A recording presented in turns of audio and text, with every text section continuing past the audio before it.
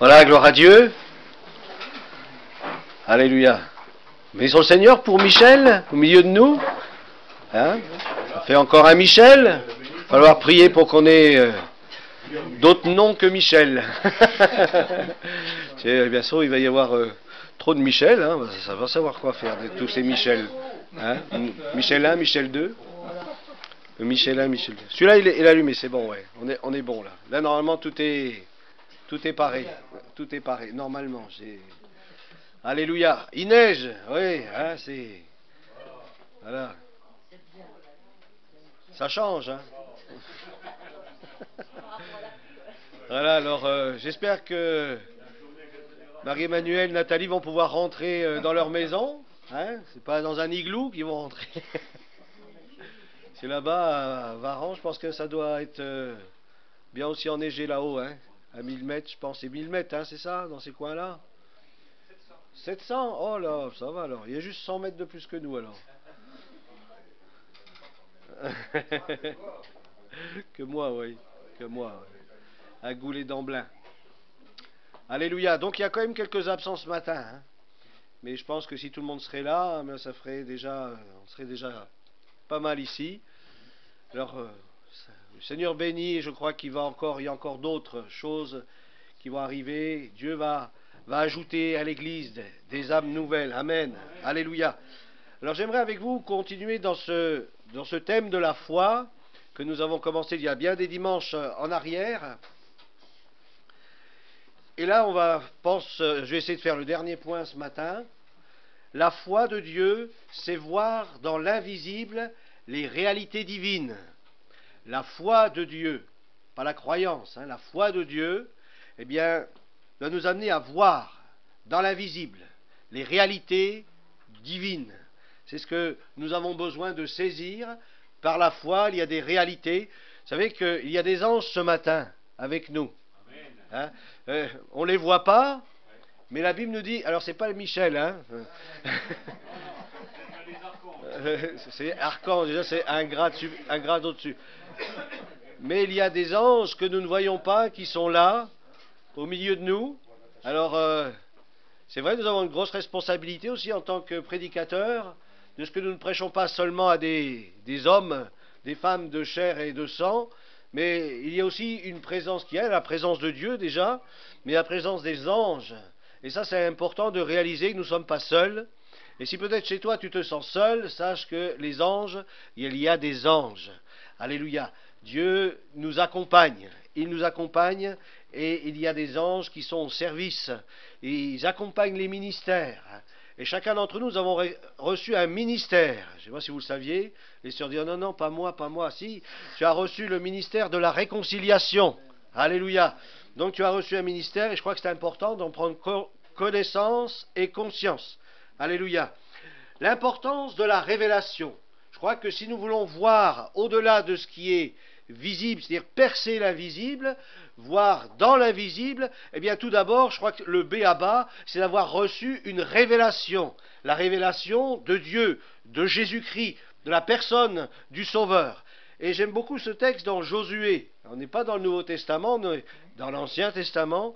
Josué chapitre 24, versets 2 à 3. Josué dit à tout le peuple, « Ainsi parle l'Éternel, le Dieu d'Israël.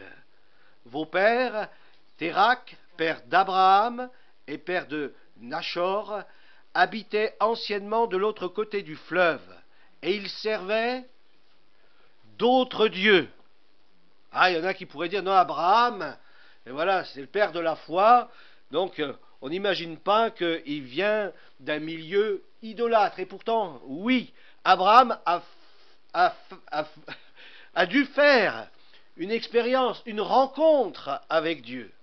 Et le Seigneur est venu le chercher, comme il est venu nous chercher, nous, dans nos ténèbres. Il est venu nous délivrer de nos ténèbres et nous attirer à lui par des cordages d'amour, nous dit la parole de Dieu. Je prie votre père Abraham. C'est Dieu qui parle, hein. Je prie votre Père. Et c'est vrai que parfois nous sommes tellement attachés à nos propres idoles, il faut presque que Dieu nous arrache de ces idoles pour nous amener vers lui. Parce que nous sommes tenus spirituellement par des esprits séducteurs, par des doctrines de démons. Et nous avons besoin d'être arrachés. Dieu vient nous chercher dans notre misère pour nous arracher de ce siècle présent, de ce monde mauvais, de ces esprits méchants qui agissent dans les lieux célestes et nous enferment dans des prisons spirituelles. Dieu est venu nous prendre. Il est venu nous prendre. Et il reviendra encore nous prendre. Le jour de l'enlèvement de l'Église, le jour du rassemblement des élus sur les nuées du ciel, et le Seigneur, l'époux, vient comme prendre sa promise. Vous savez, dans certaines cultures, et surtout des cultures orientales, lorsqu'il y a un mariage qui doit venir, eh bien à un moment donné, le futur époux, il vient chercher, voler son épouse. Il vient la prendre, et souvent il vient la prendre de nuit. Il vient la ravir de sa famille et l'emmener dans ce qu'il a préparé pour elle. Et c'est cette image que nous retrouvons dans le Nouveau Testament où le Seigneur, il vient comme ravir son Église, il vient prendre son Église, à un signal donné, au cri d'un archange, au son d'une trompette, l'Église sera enlevée en un clin d'œil, en un instant, il y aura une transformation qui s'opérera, elle ira à la rencontre du Seigneur dans les airs. Alléluia. Formidable, hein? Et il faut être prêt. Et il faut être prêt. Et si il y a des prédicateurs aujourd'hui, eh bien c'est aussi pour rappeler à l'Église qu'il faut être prêt. Il nous faut être prêt aujourd'hui. Et c'est aujourd'hui que tu as besoin de mettre ta vie en règle avec Dieu. Et dire aujourd'hui, Seigneur, je décide de te suivre, de devenir un disciple, une disciple de Jésus-Christ, et de marcher fidèlement dans ce qu'il a préparé pour moi. Parce qu'un jour, il ne nous a pas dit quel jour. Il nous a parlé d'époque. Il nous a parlé de circonstances, de situations mondiales. Et je crois qu'on est en plein dedans. Et il faut nous préparer, mes frères et sœurs. Ne nous laissons pas endormir par le diable, mais soyons réveillés, soyons éveillés, nous dit la parole de Dieu. Et que nous puissions prendre conscience qu'il vient bientôt. Alléluia. Dans 2 Corinthiens, chapitre 6, verset 17, et ce sera un de mes premiers points, il nous faut vivre une véritable repentance, c'est-à-dire une véritable conversion. Repentance, conversion. Il ne te suffit pas simplement de demander pardon à Dieu. Je pense que ce matin, le frère, au travers de la Sainte Seine, c'est un peu ce qu'il a rappelé. Il ne te suffit pas de demander pardon à Dieu, mais la Bible t'invite à te convertir, c'est-à-dire à tourner le dos au péché et à prendre une autre direction. Dans 2 Corinthiens, au chapitre 6 et au verset 17, il est dit « C'est pourquoi sortez du milieu d'eux et séparez-vous, dit le Seigneur. Ne touchez pas à ce qui est impur. Et je vous... » C'est formidable. C'est une promesse formidable du Seigneur. Il promet que s'il y a dans notre cœur une attitude de repentance, un désir et de se tourner vers lui, Dieu promet, je t'accueillerai, je prendrai soin de toi, je t'accompagnerai, je te bénirai, je te délivrerai. Des promesses de Dieu formidables. Si nous acceptons simplement d'être convaincus de péché et de nous détourner du mal pour se tourner vers lui, il y a des promesses extraordinaires. Amen. Alléluia. Et ça, c'est la grâce de Dieu. Ce n'est pas parce que nous serions meilleurs que les autres, mais simplement la grâce de Dieu parce que nous avons obéi à l'appel de Dieu. Comme Abraham a répondu à l'appel de Dieu et a quitté sa patrie. Il a quitté ses amis. Il a fallu qu'il y ait une séparation. Il avait sûrement des amis qui aussi servaient les idoles. Des choses mauvaises, impures, qui sont des abominations aux yeux de Dieu. Mais Abraham a pris une décision. Et chacun d'entre nous, à un moment ou à un autre, nous avons pris une décision de rompre avec le mal, avec le péché, avec ceux qui peut-être nous invitent aussi à commettre le péché. Il doit y avoir une rupture pour entrer dans une autre dimension, dans les promesses de Dieu, dans ce merveilleux pays. Alléluia, que le Seigneur a préparé pour nous. Ne touchez pas à ce qui est impur. Ne touchez pas. Tu vas être infecté. Tu ne vas pas t'en rendre compte tout de suite, mais ça va être comme une gangrène. Ça va, petit à petit, ça va infecter ton cœur, ton âme, tes pensées. Et ma présence, tu ne vas plus sentir ma présence. Tu vas toutes mes promesses, tu vas plus trop y croire. Ça va être flou dans ton esprit. Mais le Seigneur dit, ne te laisse pas toucher par ces choses. Demeure saint, parce que tu es saint, parce que je t'ai sanctifié, parce que je t'ai mis à part. Tu as été lavé par le sang de Jésus-Christ, mon Fils bien-aimé. Demeure dans cette purification, dans cette sainteté. Alléluia. Dans le livre de l'Apocalypse, ou le livre de la Révélation, chapitre 18, verset 4, il est dit, « Et j'entendis du ciel une autre voix qui disait, « Sortez du milieu d'elle, sortez du milieu d'elle, mon peuple, afin que vous ne participiez point à ses péchés et que vous n'ayez point part à ses fléaux. » Dieu est un Dieu qui est juste. La justice de Dieu, elle est nette. C'est comme une épée à double tranchant. La justice de Dieu, elle est claire, elle est nette. Il ne tiendra pas le coupable pour innocent, nous dit la parole de Dieu.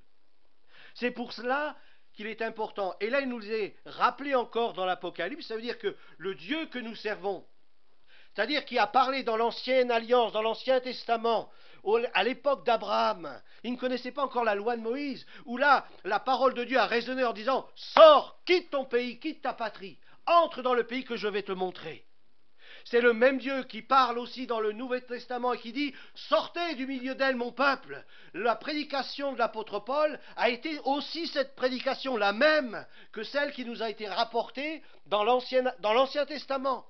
Et nous retrouvons dans l'Apocalypse, dans le livre de la Révélation, à nouveau cette parole « Sortez du milieu d'elle, mon peuple ». Et là, il nous est parlé de cet appel qui est pendant la grande tribulation, pendant des moments très difficiles, où il y aura une persécution très grande. Et cette parole, elle est adressée au peuple d'Israël, qui sera présent, lui, pendant la grande tribulation. Il y a à nouveau cette parole qui a traversé les siècles, sortez du milieu d'elle.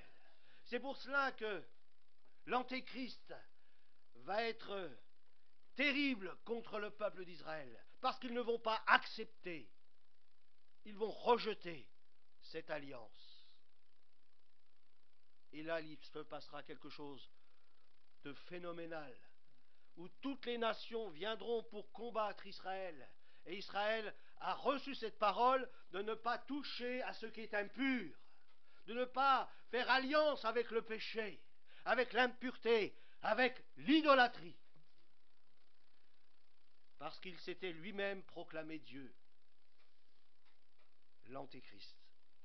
1 Thessaloniciens chapitre 1er verset 9 nous dit « Car on raconte à notre sujet quel accès nous avons eu auprès de vous et comment vous vous êtes convertis à Dieu en abandonnant les idoles pour servir le Dieu vivant et vrai. » Alléluia. Jésus a dit « Je suis le chemin, la vérité et la vie. » Il est le Dieu véritable. Alléluia. Et nous sommes tournés vers lui. Nous l'avons accepté dans notre vie. Nous avons décidé de rompre avec toute forme de péché dans nos vies pour nous tourner vers le Dieu vivant.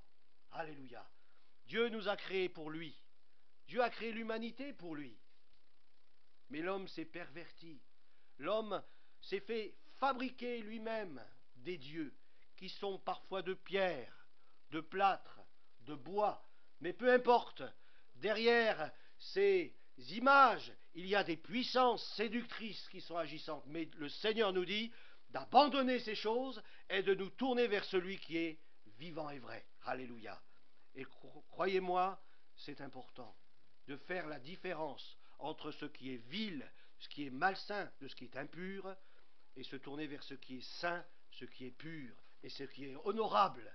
Alléluia. Acte 26, verset 20 nous dit « À ceux de Damas d'abord, puis à Jérusalem », c'est toujours l'apôtre Paul qui parle, « dans toute la Judée et chez les païens, j'ai prêché la repentance. » Mais pas seulement. Acte 26, verset 20. j'ai prêché la repentance et la conversion à Dieu.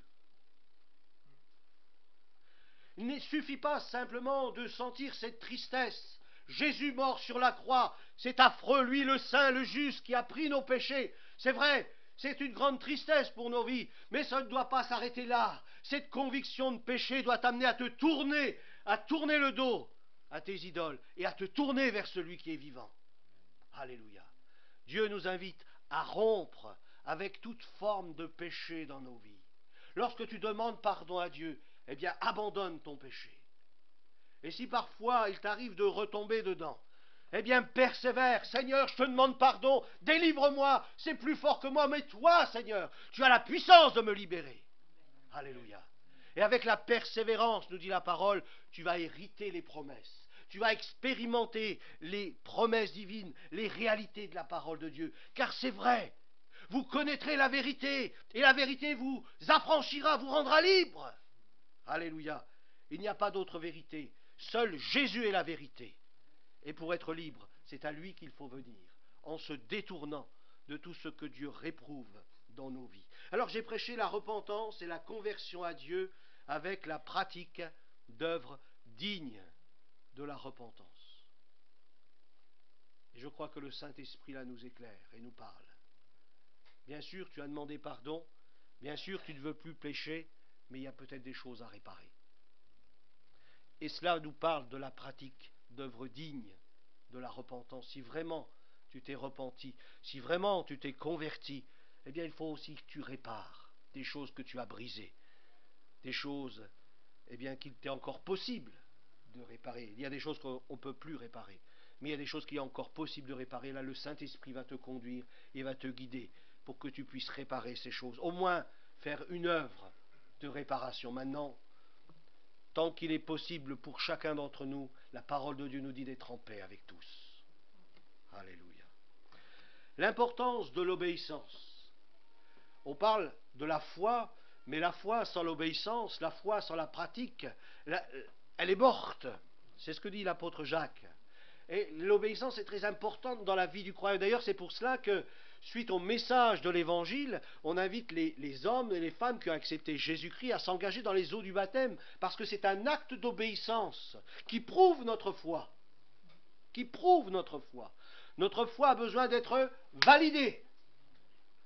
Et cette validation, c'est le baptême par immersion. Je valide mon appartenance à Jésus-Christ en m'engageant dans les eaux du baptême et en prouvant par là que je veux devenir un disciple ou une disciple de Jésus-Christ. Alléluia. Dans Genèse au chapitre 11, verset 26, il nous est parlé de Térak, âgé de 70 ans. Il eut pour fils Abraham, Nachor et Haran. Voici l'histoire de la famille de Térak. Il eut pour fils Abraham, Nachor et Haran. Ce dernier fut le père de Lot.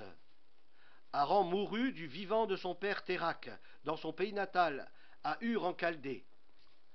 Abraham et Nahor se marièrent. Ils se marièrent, pas entre eux, hein, pas d'erreur. Hein. Chacun sont mariés avec une femme. Hein. Des fois, ça peut être mal interprété. On peut se servir d'un verset pour faire un prétexte. Hein. Et voilà, c'est pas le cas ce matin. Hein. La femme d'Abraham, la femme d'Abraham s'appelait Sarai. Et celle de Nachor, Milka. Milka était la fille de Haran, qui, outre Milka, avait eu pour une autre fille du nom de Yishka. Sarai était stérile, elle ne pouvait pas avoir d'enfant. Térak partit d'Ur en Chaldée, emmenant avec lui son fils Abraham, son petit-fils Lot, le fils de Haran, et Sarai, sa belle-fille, la femme d'Abraham, pour se rendre au pays de Canaan. Mais arrivé à Charan, ils s'y établirent. Térak vécut 205 ans, puis il mourut à Charan. Pourquoi ce passage? Quel rapport avec l'obéissance? Comme quoi Dieu est tenace. Tout d'abord, il lance un appel. Vous connaissez ce texte, tu seras sauvé toi et ta famille. On aime beaucoup ce verset. Hein. Mais quelque part, lorsqu'un chrétien se convertit, eh bien dans sa famille, il parle de Jésus. Donc il communique, il transmet, ouais, c'est un peu comme une épidémie, mais dans le bon sens du terme. Hein, il communique ces virus pour que, voilà, pour rétablir les choses et pour amener les âmes à connaître Jésus. Bon, c'est pas une bonne image, mais bon, c'est pas grave. C'est un bon virus, mais je sais pas si ça peut exister un bon virus. Alors, ce texte nous parle d'un appel pour une famille. Vous avez bien vu, hein, pour une famille. Le grand-papa, le papa, etc. Et le petit-fils, enfin, il y a toute la famille qui s'est déplacée. Et il nous est dit dans ce texte que nous avons lu, pour se rendre au pays de Canaan, qui prouve bien que l'appel a été entendu par la famille. Comprenez? C'est important, hein, de comprendre ça. Mais qu'est-ce qu'il nous est dit? Que pendant la route, pendant qu'ils allaient se rendre à Canaan, qu'est-ce qui s'est passé? Ils sont arrivés à Charan, qui était une ville avant d'entrer dans le pays de Canaan. Et qu'est-ce qu'ils ont fait là? Ils s'y établirent. Ah, je suis presque dans la vérité, mais je suis à côté. Je suis presque dans les choses de Dieu, mais je suis à côté.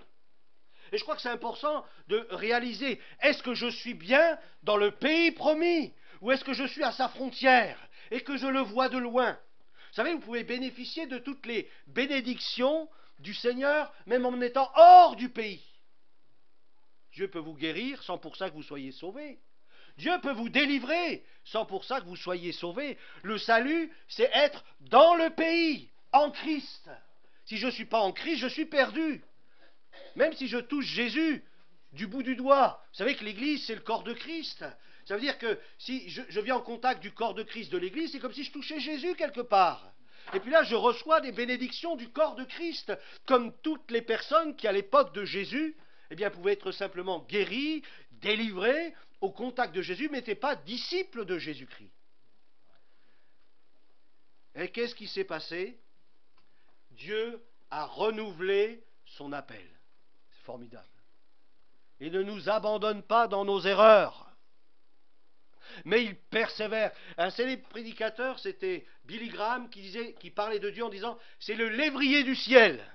Hein, il est prêt à te rattraper, il a une vitesse extraordinaire, il va essayer de te secourir, même dans les derniers moments de ta vie.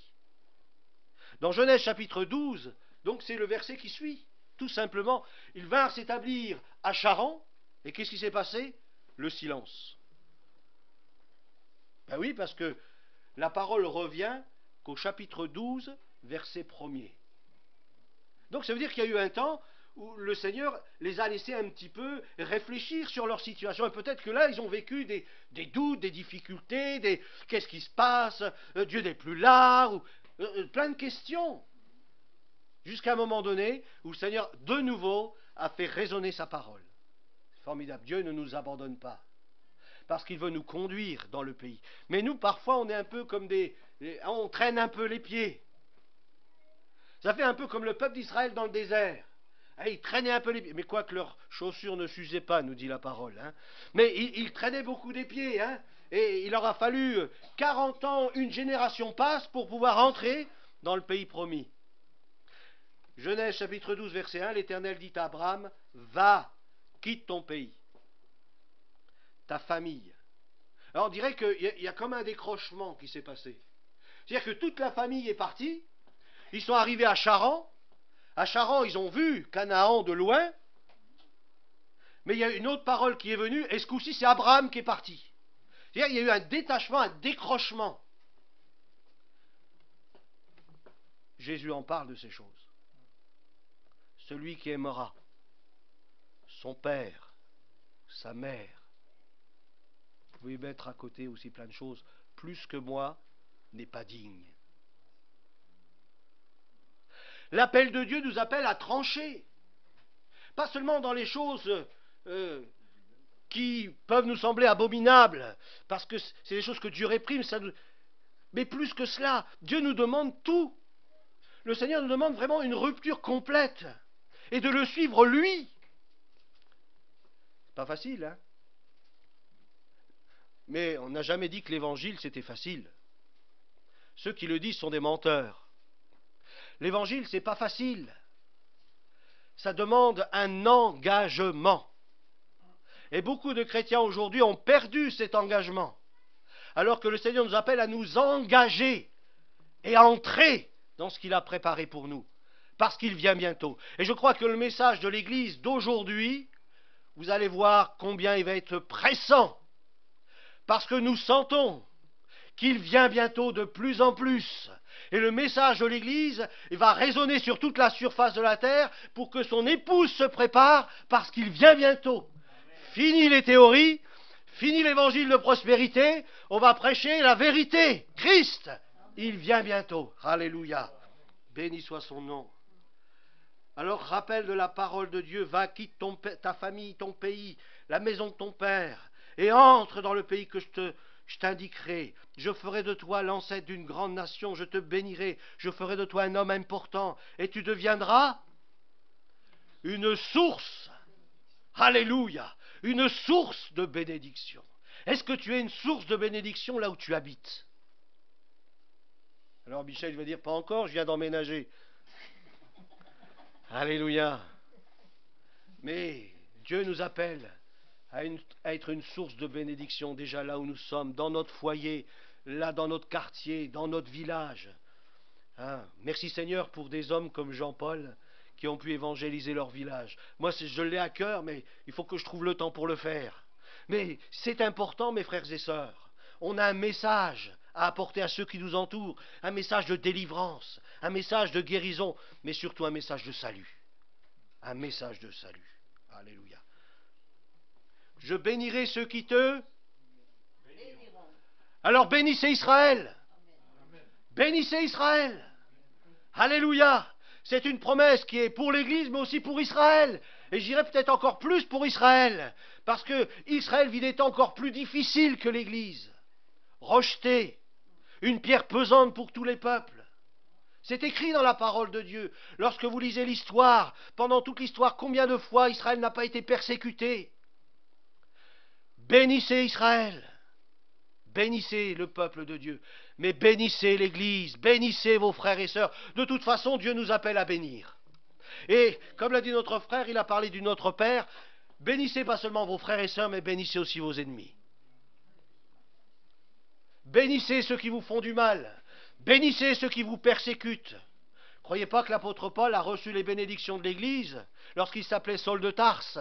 L'Église a béni cet homme. Seigneur, tu vois ce persécuteur, sauve son âme, il est dans l'erreur, dans les ténèbres. Qu'il puisse te connaître, toi, qui es le chemin, la vérité et la vie. Et l'Esprit de Dieu, le Seigneur Jésus-Christ lui a apparu. Et là, sa vie a été changée. Il est devenu l'apôtre Paul et a engrangé une multitude d'âmes. Pourquoi? Parce que l'Église a prié pour lui, pour son salut. Est-ce que vous le croyez? Moi, je le crois.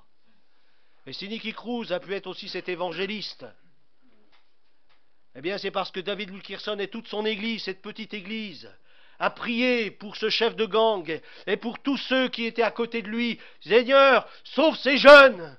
Tu vois, ce sont des meurtriers, ce sont des voleurs. Ce sont des moins que rien pour la société. Mais Seigneur, nous les aimons et nous voulons leur salut. Est-ce que nous portons le fardeau de Jésus?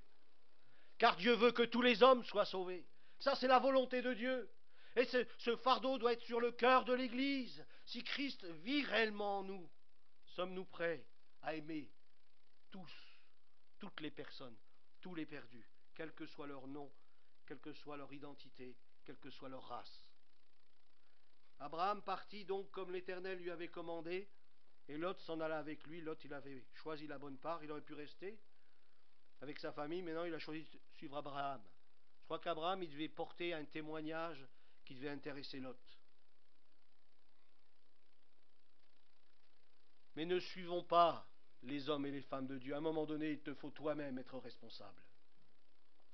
Il te faut toi-même te prendre en charge. Dieu n'est pas un grand-père. Il n'a pas de petits-enfants. Il n'a que des fils et des filles. Alors il te faut devenir fils et fille de Dieu. À un moment donné, si quelqu'un t'a amené au Seigneur, à un moment donné, il doit y avoir cette comment dire, je ne vais pas dire cette rupture, parce qu'on est toujours attachés les uns aux autres, mais toi-même, il te faut t'approcher de lui. Toi-même, il te faut vivre ta propre expérience. Toi-même, tu dois expérimenter le royaume de Dieu dans ta vie, pour que tu puisses le connaître, lui. et pas au travers de quelqu'un. Alléluia. Abraham avait 75 ans. 75 ans. Hein? Il n'est jamais trop tard pour suivre le Seigneur. Hein? Il n'est jamais trop tard. 24 ans plus tard. Alors, juste pour vous dire, la foi de Dieu, c'est une foi qui sait attendre. La foi de Dieu est une foi qui sait attendre. Attendre avec persévérance. Seigneur, tu as fait la promesse. 24 ans plus tard. Solide, hein? Genèse 17, verset 1er. Quand Abraham eut 99 ans.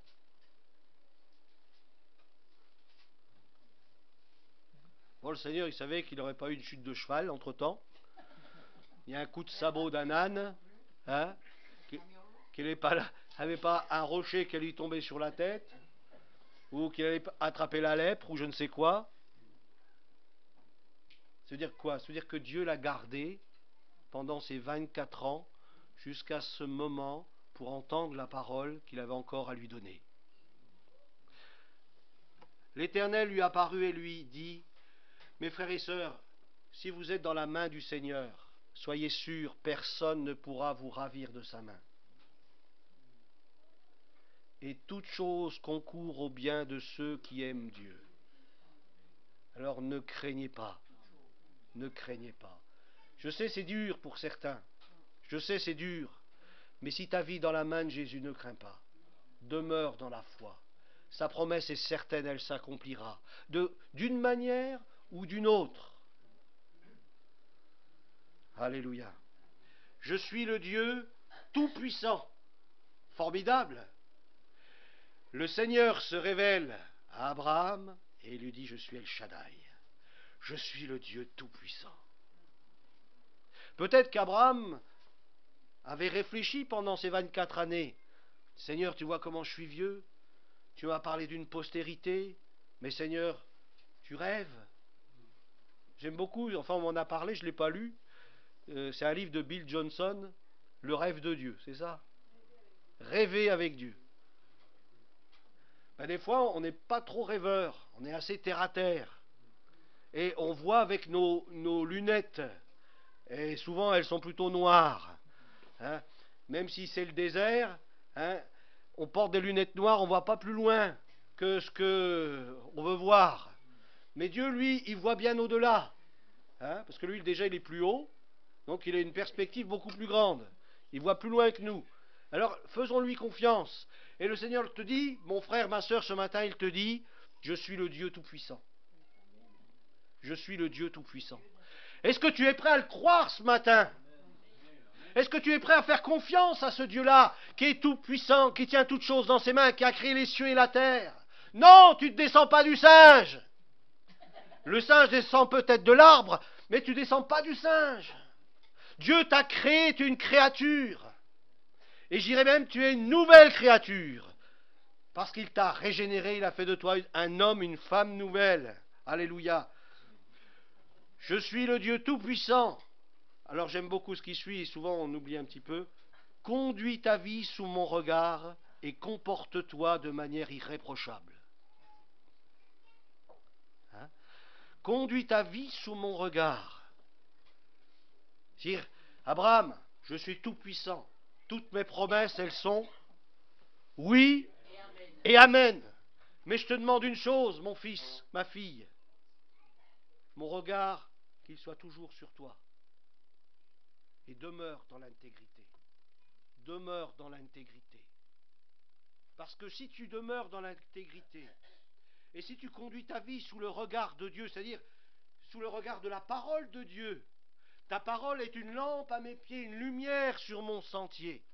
Si tu conduis ta vie de cette manière, je suis El Shaddai, je suis le Dieu tout-puissant, et je vais manifester ma puissance et ma gloire si tu te conduis d'une manière qui m'honore, si tu m'honores tous les jours de ta vie. je conclurai une alliance avec toi, et je multiplierai ta descendance à l'extrême. Abraham se prosterna. Que pouvons-nous faire de plus que nous prosterner devant ce Dieu si grand, si puissant? Seigneur, c'est vrai, tu sais toutes choses. Tu sais toutes choses. C'est Pierre qui disait ça à Jésus. Pierre, est-ce que tu m'aimes? Pierre, est-ce que tu... Michel, est-ce que tu m'aimes? J'en profite, il y en a plusieurs. Michel, est-ce que tu m'aimes? Voilà. Seigneur, tu sais toutes choses. Tu sais que je t'aime. Tu connais mes limites, tu sais toutes choses de moi. Tu sais que parfois je peux être vraiment pas beau, pas gentil. Seigneur, tu me connais. Mais je veux vraiment t'aimer de tout mon cœur, de toute mon âme, de toute ma force et de toute ma pensée. Mais j'ai besoin de toi parce que je sais que sans toi je ne peux pas le faire. J'ai besoin de l'amour divin, l'amour agapé.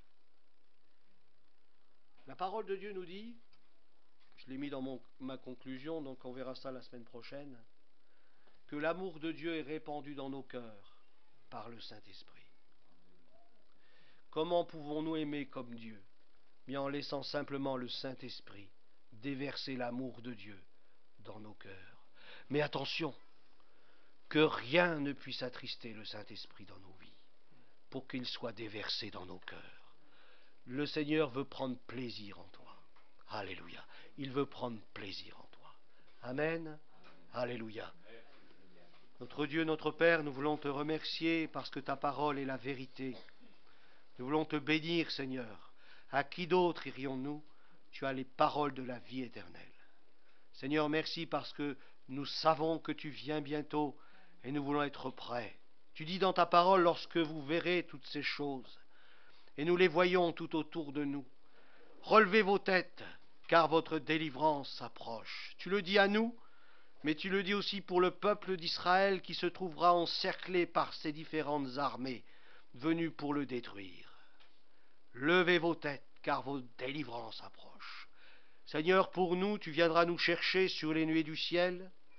Pour le peuple d'Israël, eh bien, avec le Seigneur, nous poserons nos pieds sur le mont des Oliviers. Alléluia. Et une grande délivrance va s'opérer ce jour-là. Ça sera le jour de l'Éternel. Ça sera le jour de Dieu. Alléluia. Et tu établiras ton règne. Et toute langue confessera que Jésus-Christ est Seigneur, à la gloire de Dieu le Père. Que son saint nom soit béni et glorifié. Merci pour l'Église ce matin. Merci de bénir tous nos frères et sœurs de toute cette région qui sont venus à l'écoute de ta parole. Seigneur, que ta parole résonne dans le cœur de ton Église, sur toute la surface de la terre, afin qu'elle se prépare, car tu viens bientôt. Que ton nom soit béni dans le nom de Jésus-Christ. Amen. Amen. Amen. Amen.